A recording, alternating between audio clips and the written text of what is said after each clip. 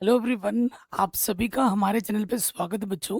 आज के वीडियो में हम क्लास 9 के जो चैप्टर नंबर 5 है, जो कि बहुत आसान है, उसको हम सीखने वाले हैं, समझने वाले हैं। यहाँ पे जो प्रश्न होंगे वो स्टेटमेंट वाले प्रश्न होंगे, मतलब जिनको आपको समझना होगा। न्यूमेरिकल क्वेश्चन बहुत कम है, ठीक है, इसलिए ज़्यादा आसान है। चैप्टर का नाम क्या है प्यारे बच्चों? यूक्लिड की ज्यामिति का परिचय। ठीक है, जो यूक्लिड एक मैथमेटिशियन थे, उन्होंने ज्यामिति पे कुछ चीज़ें देखी, उनको ऑब्जर्व किया और उसकी कुछ संकल्पनाएं हमें दी। उन्हीं के बारे में हमें पढ़ना है, उन्हीं के बारे में समझना है। और इन्हीं में से एक प्रश्न आपके एग्जाम में ज़रूर आएगा। जो भी हम अभिधारणा पढ़ेंगे, सीखेंगे, उससे एक अभिधारणा तो ज़रूर आएगा ही आएगा आपके एग्जाम में। बोलेगा कि चौथी अभिधारणा लिख दो, पांचवी अभिधारणा लिख दो। तो जो अभिधारणा का नंबर है वो भी आपको याद रखना होगा। ठीक है, चलिए सबसे पहले टॉपिक पे हम आ जाते हैं। प्रश्नों को पढ़ने से पहले इसका जो बेसिक है वो बहुत इंपॉर्टेंट है, तभी प्रश्न कर पाओगे, वरना कोई प्रश्न अपनी जगह से हिलेगा भी नहीं। ठीक है, तो टॉपिक क्या है? बिंदु रेखा पृष्ठ पर यूक्लिड की परिभाषा है। ठीक है, पहली बात आते हैं बिंदु। बिंदु को हम अंग्रेजी में क्या बोलते हैं प्यारे बच्चों? पॉइंट कहते हैं। तो पॉइंट क्या होता है? जैसे मैंने यहाँ पर आपको ये एक पॉइंट बनाया, आपको दिख भी नहीं रहा होगा दूर से।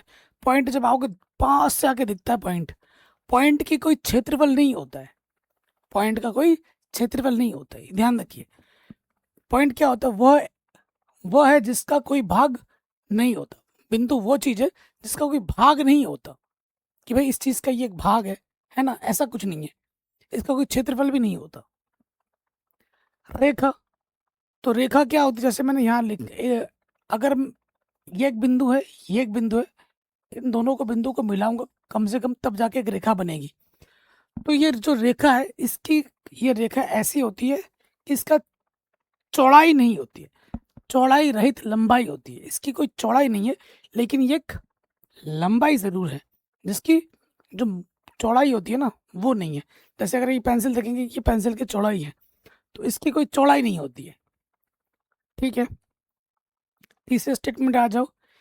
एक रेखा के सिरे, ठीक है, जो रेखा होती है, ये जैसे मैंने आपकी आंखों के सामने बनाया, ये रेखा ग्रीन कलर की, तो इसका जो सिरा है यहाँ पर, इस सिरे को हम क्या कहते हैं? एक रेखा के सिरे को हम क्या कहते हैं? बिंदु कहते हैं। रेखा के सिरों पे क्या होगा? बिंदु। यहाँ पर एक बिंदु हो गया, यहाँ पे एक बिंदु हो गया सिरे पर।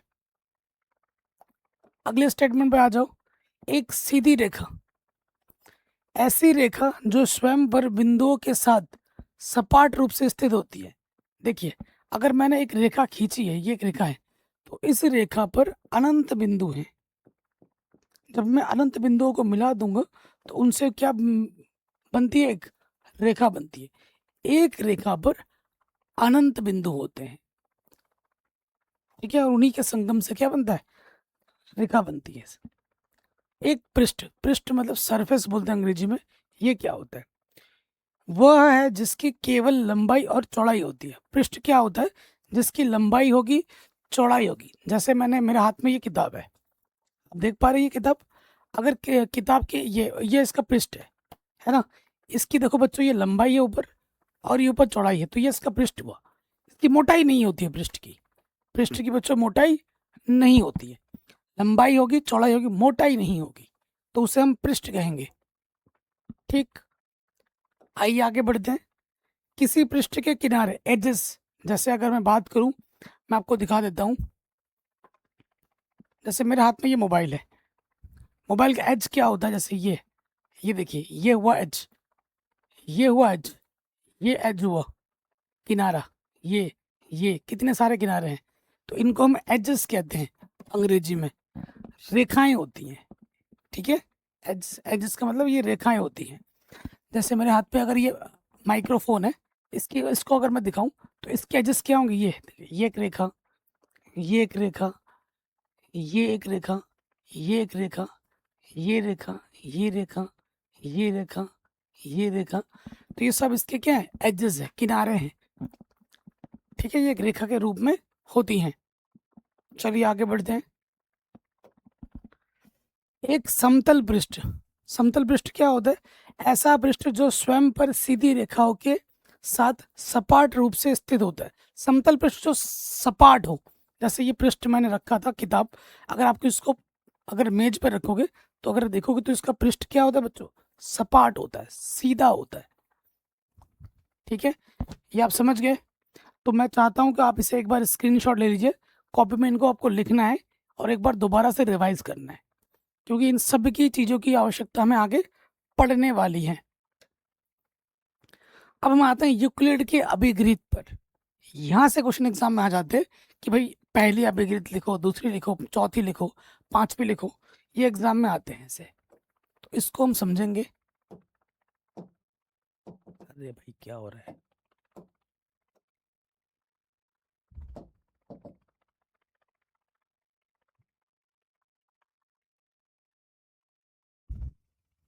ठीक है, कभी कभी ये अपने आप हैंग हो जाता है, डोंट नो क्यों।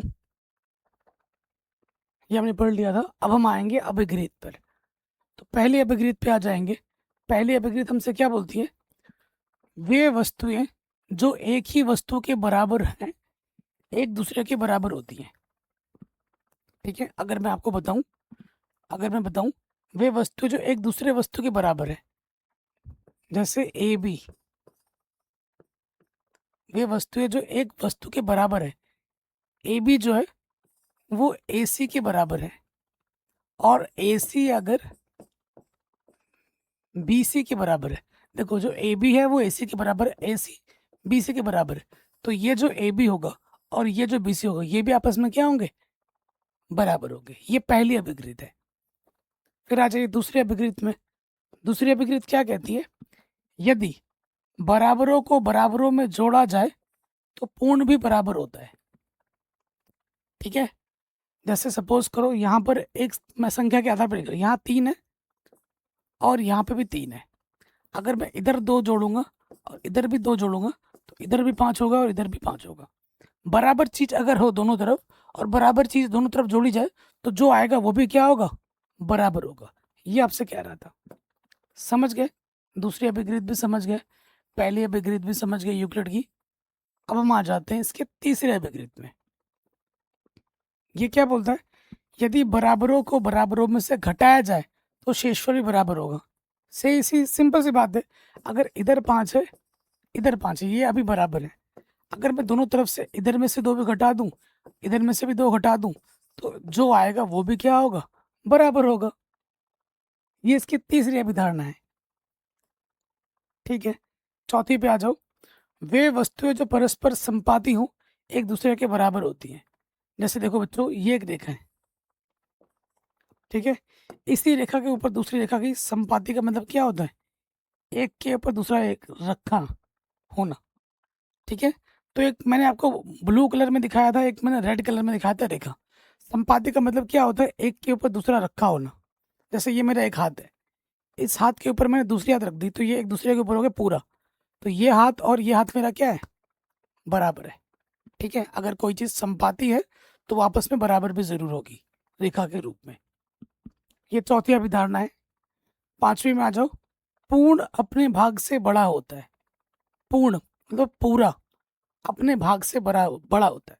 सपोज करो मेरे पास एक रेखाखंड है, ये रेखा है, इस रेखा का नाम मैंने क्या दिया, ए बी, और यहाँ से मैंने एक टुकड़ा ले लिया सी। ठीक है, ये जो पूर्ण है, पूर्ण हमारे पास क्या ए बी है।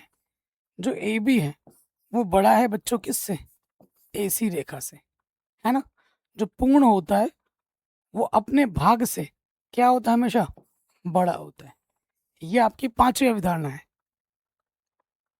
ठीक है, छठा क्या है, एक ही वस्तुओं के दुगने परस्पर बराबर होते हैं। एक ही वस्तु का दुगना, एक ही वस्तुओं के दुगने परस्पर बराबर होते हैं। एक वस्तु है, सपोज करो ये एक वस्तु है,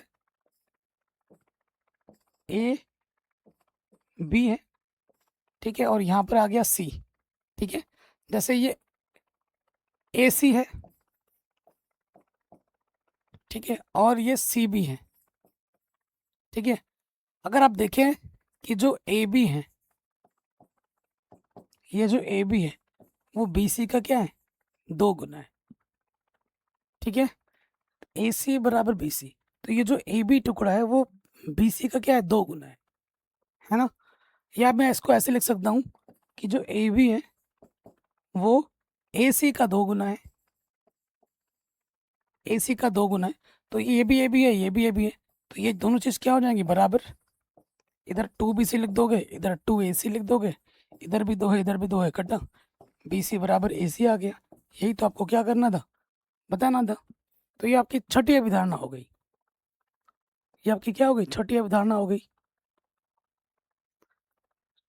ठीक है, अब आ जाओ सातवीं अवधारणा पर।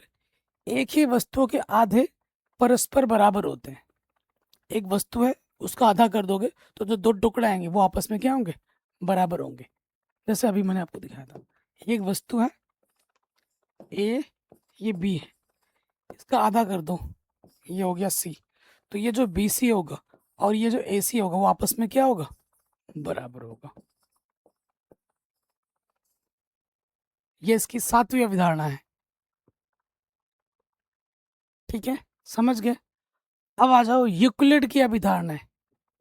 जो बोला जाए एग्जाम में वही लिखना है। ये यूक्लिड की अभिधारणा पे आ जाओ। ये क्या बोलता है? एक बिंदु से एक अन्य बिंदु तक एक सीधी रेखा खींची जा सकती है। एक बिंदु ये है, एक बिंदु ये है, इससे अगर इसको मिलाया जाए तो एक रेखा क्या हो जाएगी? सीधी रेखा हो जाएगी। ये पहली अभिधारणा है। दूसरी अभिधारणा क्या है? एक शांत रेखा को अनिश्चित रूप से बढ़ाया जा सकता है। देखो इसी में देखो, ये एक शांत रेखा है, इसको मैं अनिश्चित रूप से इधर भी बढ़ा सकता हूँ और इधर भी बढ़ा सकता हूँ। ये इसकी दूसरी अभिधारणा है। तीसरी अभिधारणा क्या बोलती है? किसी बिंदु को केंद्र मानकर किसी त्रिज्या से एक वृत्त खींचा जा सकता है। कोई भी एक बिंदु ले लो, ये बिंदु ले लिया, इसको केंद्र मानकर एक त्रिज्या लेकर एक हम क्या खींच सकते हैं? वृत्त खींच सकते हैं। तीसरी अवधारणा है। चौथी क्या बोलती है? सभी समकोण एक दूसरे के बराबर होते हैं। सभी समकोण मतलब 90 डिग्री। समकोण का मतलब क्या होता है? 90 डिग्री। तो दुनिया में जितने भी समकोण है मतलब 90 डिग्री, तो 90 डिग्री तो 90 डिग्री के बराबर ही होगा। तो दुनिया के सारे समकोण बराबर होते हैं। ये चौथी अवधारणा है। पांचवी बहुत इंपॉर्टेंट है, ये एग्जाम में बार बार आता है, वेरी वेरी इंपॉर्टेंट है। एग्जाम में आ जाता है कि यूक्लिड की पांचवी अवधारणा क्या है, लिखिए। ठीक है, क्या होता है? एक सीधी रेखा दो सीधी रेखाओं पर गिरकर अपने एक ही और दो अंतःकोण इस प्रकार बनाए कि इन दोनों कोणों का योग मिलकर दो समकोण से कम हो, तो दोनों सीधी रेखाएं अनिश्चित रूप से बढ़ाए जाने पर उसी ओर मिलती हैं जिस ओर यह योग दो समकोणों से कम होता है। पांचवी अवधारणा को आप अच्छे से समझ लो। क्या कह रहा है? अगर आपके पास दो रेखाएं हैं, ये एक रेखा है, ठीक है, और ये रेखा है, दो रेखाएं, इस रेखा का नाम मैंने L1 दिया, इस रेखा का नाम मैंने L2 दिया। फिर क्या बोल रहा है? अगर आपके पास तीसरी रेखा हो, ये तीसरी रेखा है, तो दोनों रेखाओं को देखो, एक सीधी रेखा दो सीधी रेखाओं पर गिरकर, एक सीधी रेखा दोनों सीधी रेखाओं पर गिरकर अपने एक ही ओर दो अलग अलग कोण बनाए। अपने एक ही ओर, अपने एक ही ओर दो अलग अलग कोण बनाए। मान लेते हैं ये कोण हमारा x है और ये कोण हमारा y है। इस प्रकार बनाए कि दोनों कोणों का योग मिलकर दो समकोण से कम हो। अगर इन दोनों कोणों को जोड़ दें, यदि, यहाँ देखो बच्चों, इस कोण को और इस कोण को अगर जोड़ दिया जाए, यदि x प्लस वाई का जो योगफल है, दो समकोण मतलब 90 प्लस 90 180 से कम होना चाहिए, 180 से छोटा हो, तो ये दो रेखाएं अगर जिस तरफ दोनों कोणों को हम जोड़ेंगे और वो अगर 180 से कम हो जाए, इस तरफ कम है, तो ये जो दोनों रेखाएं हैं, अगर इसको मैं आगे बढ़ाऊं तो ये आगे चलकर उधर जाके कहीं मिल जाएंगी। ये रेखाएं इधर छोटी हो जा रही है, आगे चल के उस तरफ मिल जाएंगी, और इधर बड़ी है, ये इधर आगे फैलती जाएंगी। मतलब यह है आपकी पांचवी अवधारणा। दो रेखाएं, उस पर तीसरी रेखा कट कर रही है, अगर एक ही तरफ दो कोण बनेंगे और अगर उन दोनों कोणों को जोड़ दें और उनका अगर योगफल 180 से छोटा हो, तो दोनों रेखाएं उसी तरफ जाकर मिलती हैं। ये हमारी हो गई यूक्लिड की पांचवी अवधारणा। समझ गए? अगर ये समझ गए तो बच्चों आपके लिए प्रश्नावली बहुत ही ज़्यादा आसान हो जाएगी। ठीक है, चलिए अब हम आ जाते हैं प्रश्नावली पर। देखो बच्चों, ये प्रश्नावली बनाने में, प्रश्न टाइप करने, पीपीटी बनाने में बहुत समय लगता है। तो इस समय के लिए, इस चीज़ के लिए वीडियो को लाइक करें, ज़रूर शेयर करें, और चैनल पर नए तो प्लीज़ सब्सक्राइब ज़रूर करें, जो कि सब कुछ फ्री है, इसके पैसे नहीं लगते हैं दोस्त। अगले प्रश्न में हम आ जाते हैं। कह रहे प्रश्न संख्या 1, निम्नलिखित कथनों में से कौन से कथन सत्य हैं और कौन से कथन असत्य हैं? अपने उत्तरों के लिए कारण दीजिए। तो मैं आपको डिटेल में उत्तर दिखाऊंगा यहाँ पीपीटी में, टेंशन मत लो। और जैसे मैं यहाँ लिख रहा हूँ, अपने रफ कॉपी नहीं, अपने फेयर कॉपी में जरूर ऐसे ही लिखना। पहला स्टेटमेंट क्या है? एक बिंदु से होकर केवल एक ही रेखा खींची जा सकती है। सोचो, क्या यह स्टेटमेंट सही है, गलत है? ठीक है, तो देखो, एक बिंदु से होकर केवल एक ही रेखा खींची जा सकती है, ये कथन बिल्कुल गलत है। ये एक बिंदु देखो, ठीक है, एक बिंदु है, क्योंकि प्रतिच्छेदी रेखा, संगामी रेखा इत्यादि अनेक ज्यामितीय तथ्य इसे खंडित करते हैं। अगर मैं आपको दिखाऊं, एक बिंदु से कितनी रेखा खींच सकते हो? एक बिंदु से होकर बोल रहा है, तो एक बिंदु से देखो कितनी रेखा होकर जा सकती है। ये एक रेखा गई, ठीक है, यहाँ पर हमारा बिंदु है, ये एक रेखा गई। मैं आपको सिंपल दिखा रहा हूँ, अनंत रेखाएं जा सकती है एक बिंदु से होकर, अनंत रेखाएं। तो ये स्टेटमेंट क्या है हमारा? गलत है। एक बिंदु से होकर अनंत रेखाएं जा सकती है। अगला क्या बोला है? दो भिन्न बिंदु से होकर जाने वाली असंख्य रेखाएं होती हैं, दो भिन्न भिन्न बिंदु से। तो ये कथन क्या है? असत्य है। दो भिन्न बिंदु से होकर जाने वाली असंख्य रेखाएं होती हैं, दो भिन्न बिंदु हैं, यहाँ पर एक बिंदु है, यहाँ पर एक बिंदु है, ठीक है। अगर इन दो बिंदुओं को मैं मिलाऊंगा तो एक ही रेखा बनेगी, क्योंकि दो अलग अलग बिंदु है, इनको मिलाने पर एक ही रेखा बनेगी। अब इन दोनों बिंदु से अनंत रेखा कैसे जा सकती है? ट्राई करके देखो, जा सकती है क्या? यही इकलौता बनेगा, दूसरा और कोई नहीं बनेगा, है ना? क्योंकि दो भिन्न बिंदु से होकर एक अद्वितीय, अद्वितीय का मतलब क्या होता है बच्चों? अद्वितीय का मतलब होता है एक, एक रेखा की जा सकती है, ठीक है। ये इसका उत्तर होगा। अगले प्रश्न पे आ जाते हैं। एक शांत रेखा दोनों और अनिश्चित रूप से बढ़ाई जा सकती है, ये कथन मैंने आपको बताया था, तो बिल्कुल सही कथन है ये, ठीक है। अगर हमारे पास एक शांत रेखा है, ये शांत रेखा है, ठीक है, ये एक शांत रेखा है, तो मैं इसको इधर भी अनंत रूप से बढ़ा सकता हूँ और इधर भी मैं अनंत रूप से बढ़ा सकता हूँ। तो ये कथन क्या है प्यारे बच्चों? बिल्कुल सत्य। यह कथन बिल्कुल सत्य है, जिसे हम अनेक उदाहरणों से जांच करके देख सकते हैं। तो ये कथन सत्य है। अगले वाले पे आ जाओ। यदि दो वृत्त बराबर हैं तो उनकी त्रिज्या बराबर होती है, बिल्कुल सही कथन है। वृत्त की बात कर रहा है, वृत्त कब बराबर होगा? जब उनकी त्रिज्याएं बराबर होंगी। अगर दो वृत्त बराबर है तो उनकी त्रिज्याएं भी तो बराबर होगी, है ना? अगर त्रिज्या छोटा बड़ा होता है तभी वृत्त छोटा बड़ा होता है। तो ये कथन भी क्या है? बिल्कुल सत्य है, क्योंकि दो वृत्तों की त्रिज्या समान होने पर ही वृत्त समान होते हैं। ये नीचे लिख दोगे इस हल में। तो ये कथन भी आपका बिल्कुल सही है। नेक्स्ट कह रहे हैं, दी गई आकृति में ए बी पी क्यू के बराबर है। ये जो ए बी है वो पी क्यू के बराबर है, ठीक है। पी क्यू एक्स वाई के बराबर है, ये जो पी क्यू है वो एक्स वाई के बराबर है। सबसे पहले हमें क्या दे रखा है कि जो ए बी है वो पी क्यू के बराबर है, और फिर हमें बोला है कि जो पी क्यू है वो एक्स वाई के बराबर है। तो ये अभिधारणा हमने पढ़ी थी कि अगर एक चीज दूसरे के बराबर, दूसरी चीज तीसरे के बराबर है, तो पहली और तीसरी चीज आपस में समान हो जाती है। तो ए बी किसके बराबर हो जाएगा? एक्स वाई के। तो ए बी होगा एक्स वाई के। ये कथन बिल्कुल सही है। ये कथन क्या है? बिल्कुल दिया हुआ कथन बिल्कुल सत्य है।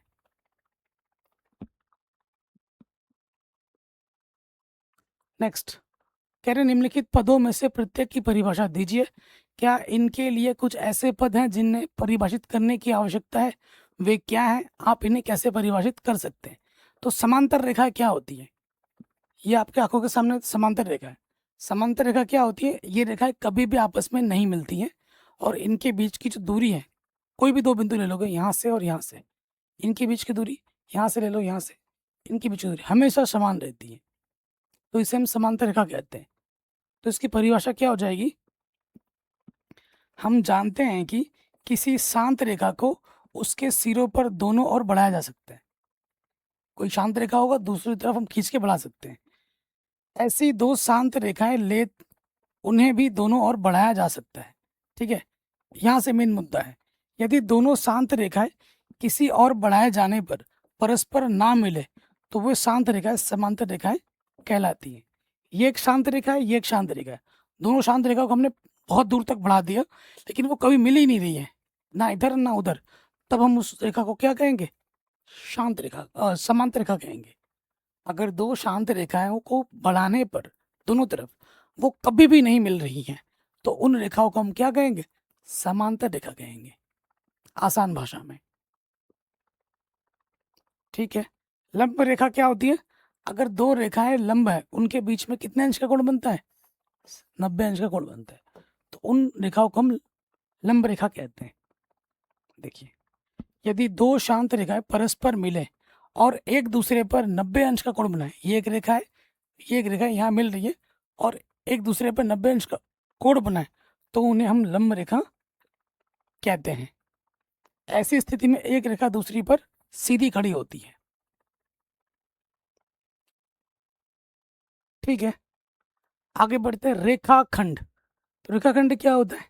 देखिए, ये एक रेखा है, देखिए इधर भी तीर बढ़ रहा है, इधर भी तीर बढ़ रहा है, अनंत दूरी तक जा रहा है, इधर भी अनंत दूरी तक जा रहा है, इधर भी अनंत दूरी तक जा रहा है।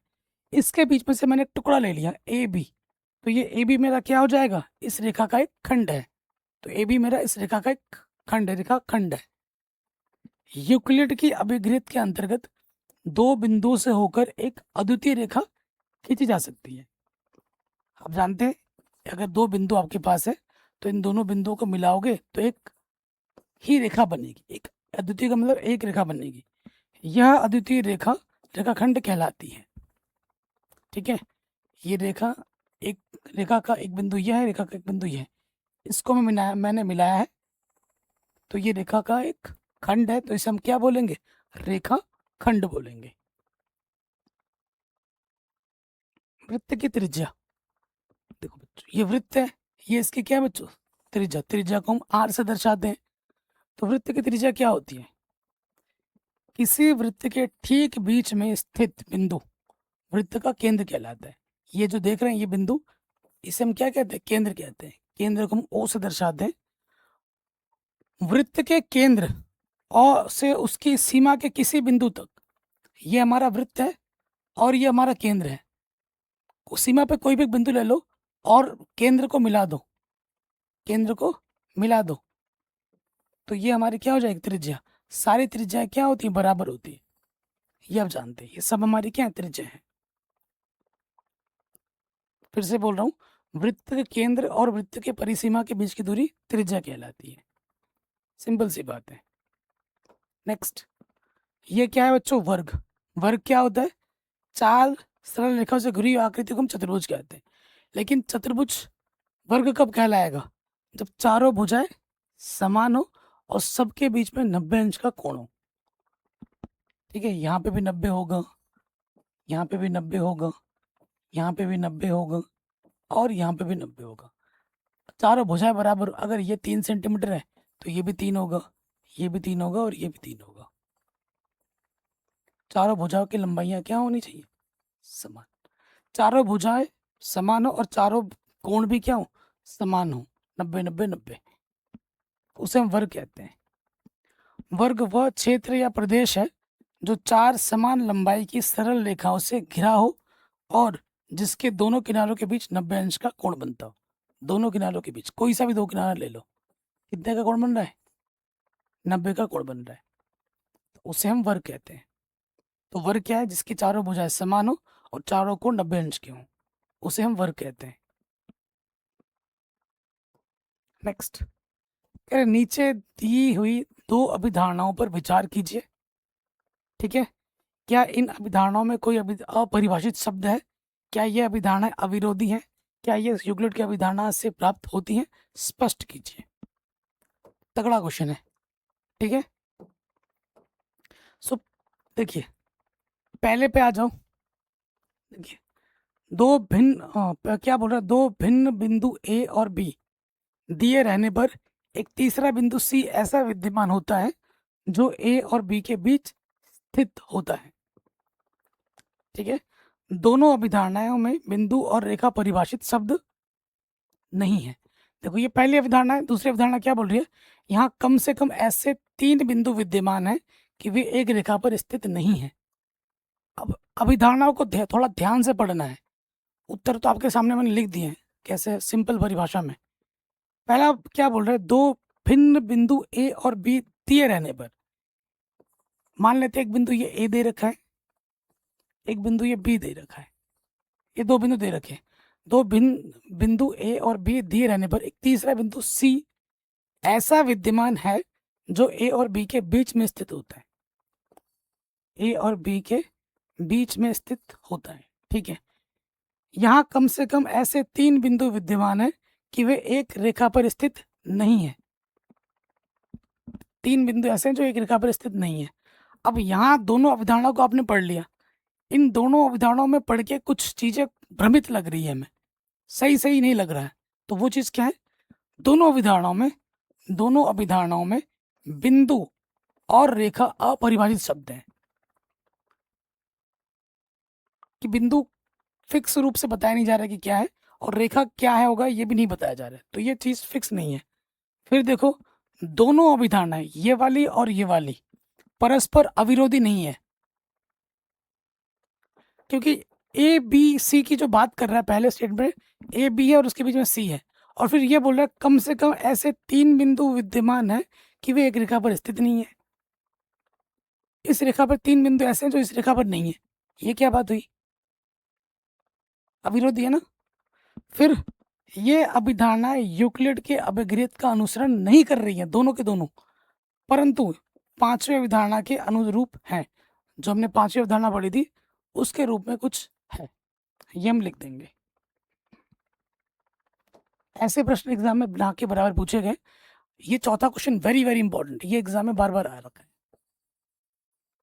जो अभिधारणा है वो आपको याद करनी है, और जो इंपॉर्टेंट बता दूंगा वो आपको याद रखना है। कह रहे यदि दो बिंदु ए और बी के बीच एक तीसरा बिंदु सी ऐसे स्थित हो कि जो ए सी है वो बी सी के बराबर है, तो हमें सिद्ध करना है कि जो ए सी होगा वो ए बी का आधा होगा, ठीक है। देखो ऐसे एग्जाम में कैसे लिखना है, लिखेंगे दिया है। ये क्वेश्चन एग्जाम में बार पूछा गया है। दिया है, हमें क्या दे रखा है कि जो ए सी है वो बी सी के बराबर है, ये चीज हमें दे रखा है, ठीक है। हमें सिद्ध क्या करना है वो मैं लिख देता हूँ। सिद्ध करना है, हमें सिद्ध क्या करना है कि जो ए सी है प्यारे बच्चों 1/2 ए बी है, ये हमें सिद्ध करना है, ठीक है।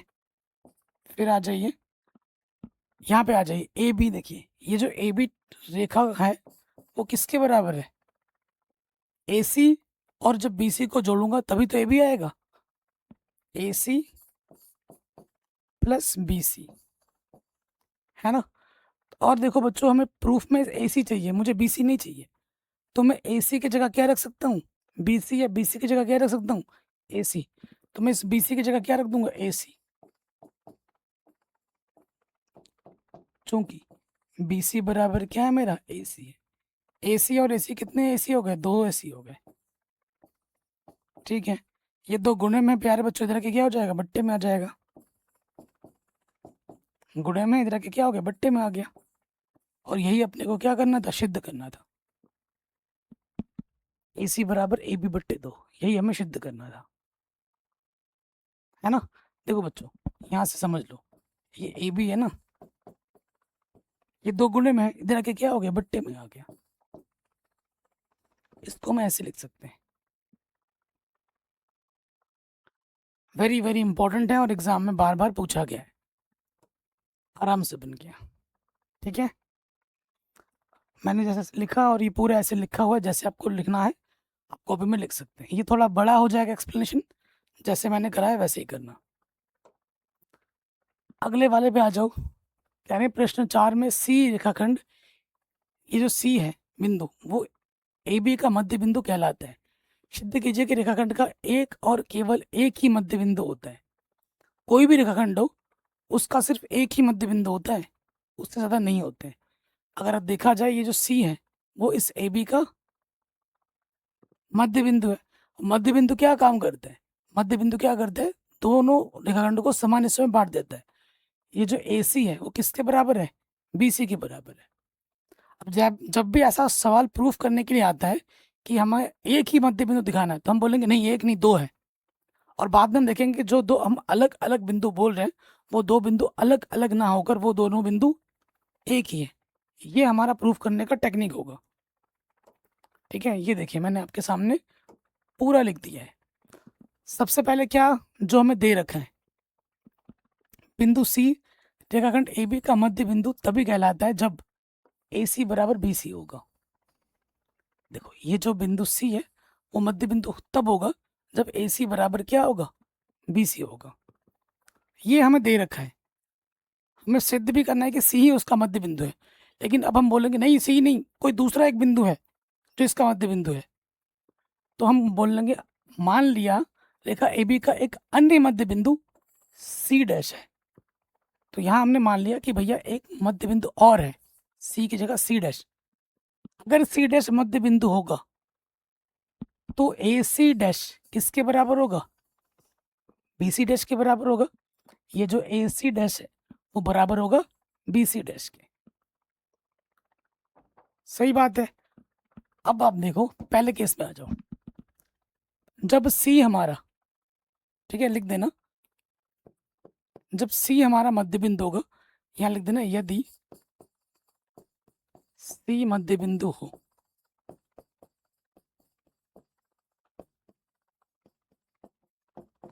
अगर C हमारा मध्य बिंदु होगा तो क्या होगा प्यारे बच्चों? AC प्लस BC किसके बराबर होगा? AB के।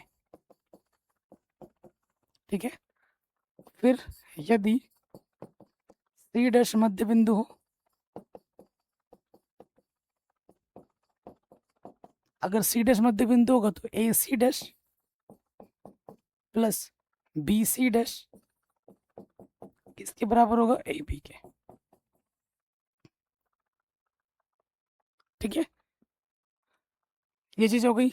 अब देखो ये भी AB है बच्चों, ये भी AB है, तो ये चीज और ये चीज क्या हो जाएगी? समान हो जाएगी। समीकरण 1 तथा 2 से। ठीक है, समीकरण 1 तथा 2 से ये लिख दोगे, ये चीज इसके क्या हो जाएगी? बराबर हो जाएगी। AC प्लस BC बराबर हो जाएगा AC dash plus BC dash के। ठीक है ना, ऐसा तभी संभव हो सकता है जब C और C डैश अलग अलग ना हो के एक ही हो। देखो ये टुकड़ा और ये टुकड़ा और ये टुकड़ा और ये टुकड़ा बराबर आ गया था, आपके आंखों के सामने है। जब हम इसको तुलना करेंगे तो ये चीज और ये चीज बराबर आ जाएगी यहाँ पर। तो ये चीज तो तभी संभव हो सकती है जब ये C और C डैश अलग अलग बिंदु ना होकर एक ही बिंदु हो। ऐसा तभी संभव है जब C और C डैश एक ही बिंदु हो। अर्थात हमारी अवधारणा गलत है, लास्ट में लिख दोगे। हमने ये जो माना है कि भैया C के अलावा दूसरा एक अन्य मध्य बिंदु है C डैश, वो बात क्या हो जाएगी? गलत हो जाएगी। तो लास्ट में क्या लिख दोगे? अतः AB का एक और केवल एक ही मध्य बिंदु है, वो क्या है? C। तो जैसे यहाँ लिखा है वैसे कॉपी में लिख देना। तो ये प्रश्न भी आपका आराम से बन गया। अगले प्रश्न में आ जाओ। कह रहे दी गई आकृति में यदि AC BD के बराबर है, हमें क्या दे रखा है कि जो AC है वो किसके बराबर है? BD के बराबर। ये क्वेश्चन भी इंपॉर्टेंट है, एग्जाम में कई बार पूछा गया है, वेरी इंपॉर्टेंट। तो हमें सिद्ध करना है कि जो AB है वो CD के बराबर है। ठीक है, देखो हमें दिया है, क्या दे रखा है कि जो AC है वो BD के बराबर है। फिर लिखेंगे सिद्ध करना है।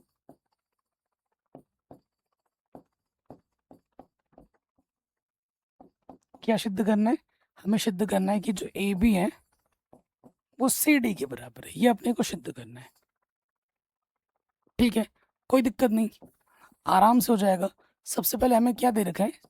चूंकि हमारे पास AC बराबर है BD, हम क्या करेंगे? दोनों तरफ से इस देखो जब ए सी में जा रहे हो बी सी टुकड़ा, जब बी डी में जा रहे हो तो बी सी टुकड़ा आपको दोनों में दिख रहा है, तो बी सी दोनों तरफ से घटा देंगे। ठीक है, बी सी घटाने पर दोनों तरफ से, दोनों पक्षों में बी सी घटाने पर घटाओ बी सी। यहाँ ए सी में से हम बी सी घटाएंगे और यहाँ बी डी में से हम बी सी घटा देंगे। ए सी में से जब इतना घटा दोगे तो कितना बचेगा, ए बी बचेगा, और बी डी में से जब बी सी घटा दोगे तो कितना बचेगा, सी डी बचेगा। और यही हमको क्या करना था, सिद्ध करना था।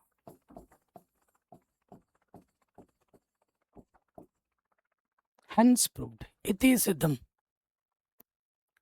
ठीक है प्यारे बच्चों, तो ये क्वेश्चन भी हमारा बड़े आराम से बन गया। और इसी के साथ साथ ये जो प्रश्नावली है अभी खत्म नहीं हुई है, अभी एक प्रश्न और बचा है, उसके बाद ये प्रश्नावली खत्म हो जाएगी। ठीक, अगले प्रश्न पे आ जाते हैं। कह रहे यूक्लिड की अभिग्रहों की सूची में दिया हुआ अभिग्रह 5 एक सर्वव्यापी सत्य क्यों माना जाता है। अभिग्रह 5 मैंने आपको बताया था, क्या बताया था पांचवें अभिग्रह, कि अगर दो रेखाएं अगर हम खींचते हैं, ठीक है, दो रेखा अगर हम खींचते हैं, दो रेखा पर एक तीसरी रेखा अगर इसको काटती है ऐसे, ठीक है, तो एक तरफ जो दो कोण बनते हैं एक्स और वाई, अगर उन दोनों कोणों को हम जोड़ दें, यदि दोनों कोणों को जोड़ दें, एक तरफ जो दो कोण बने एक्स प्लस वाई, और इनका योगफल दो समकोण से छोटा हो, बोले तो दो समकोण मतलब 180 से छोटा हो, ठीक है, तो क्या होता है, जिस तरफ छोटा होगा, अगर ये छोटा है तो ये रेखाएं उस तरफ आगे जाकर मिल जाएंगी। यह पांचवें अभिग्रह है। तो इसे सर्वव्यापी क्यों माना जाता है, आइए देखते हैं। क्योंकि पूर्ण का कोई भी भाग क्यों ना हो, वह अस्तित्व में पूर्ण से आया होगा, तब इसके लिए प्रमाण देने की आवश्यकता नहीं होती है।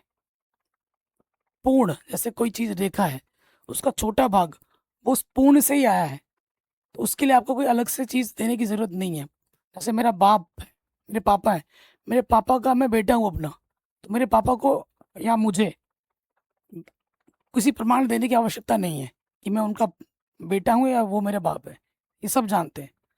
जैसे इसका प्रमाण देने की आवश्यकता नहीं होगी कि पिता पुत्र से आयु में बड़ा होता है, अतः यह पूर्ण अपने भाग से बड़ा होता है और यह सर्वव्यापी सत्य होता है।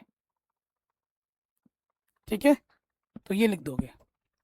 इस प्रकार आपकी ये जो प्रश्नावली 5.1 है, जिसमें कॉन्सेप्चुअल चीजें ज्यादा थी, ठीक है, मैं आपको बता दूं अभिधारणा आपको याद करनी होगी, कोई से एक अभिधारणा एग्जाम में जरूर आ जाएगी, और जो क्वेश्चन नंबर चौथा और छठा मैंने कराया वो एग्जाम में ज्यादा आते हैं, उनको आपको कर लेना है। 3 मोस्ट इंपॉर्टेंट क्वेश्चन मैंने बता भी दिए। इसके अगले वाले वीडियो में हम प्रश्नावली 5.2 को 1 शॉट में सीख लेंगे, समझ लेंगे, जिसमें 2 ही प्रश्न है, जो कि 5 मिनट में खत्म हो जाएगी। बाकी मैंने पूरी गणित पढ़ा रखी है, चैनल पर जाके आप देख सकते हैं, सीख सकते हैं। डिस्क्रिप्शन जरूर चेक करें। चैप्टर थोड़ा आपको अजीब लगेगा क्योंकि इस पर थ्योरी से रिलेटेड ज़्यादा चीज़ें हैं, आराम से देखोगे तो समझ जाओगे, है ना। बाकी एप्लीकेशन की लिंक्स मिलेगी डिस्क्रिप्शन में, उससे ज़रूर डाउनलोड कर लेना, और हो सके तो हमारा न्यू बैच ज़रूर ज्वाइन कर लेना, वहाँ आपको PDF वगैरह भी मिल रही होगी न्यू बैच में। जय हिंद, मिलते हैं आपसे नए वीडियो में।